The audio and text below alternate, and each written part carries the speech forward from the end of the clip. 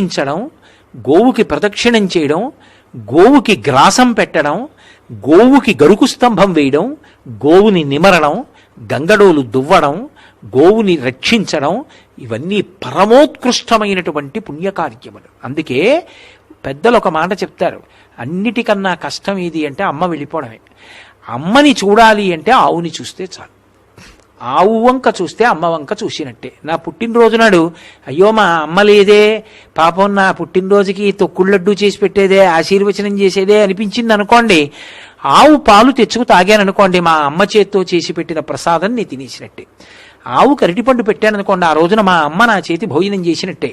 గోవుకి ప్రదక్షిణం చేస్తే మా అమ్మకి నేను నమస్కారం చేసేసినట్టే. అందుకే గోమాత జనకమాతలాగా నిలబడుతుంది. అందుకే పాలు లేని పిల్లలకు ఆవు పాలు అంటారు. పశువుల నుండి వచ్చేటటువంటి పాలు రజోగుణ తమోగుణాలు కల్పిస్తాయి. అందుకే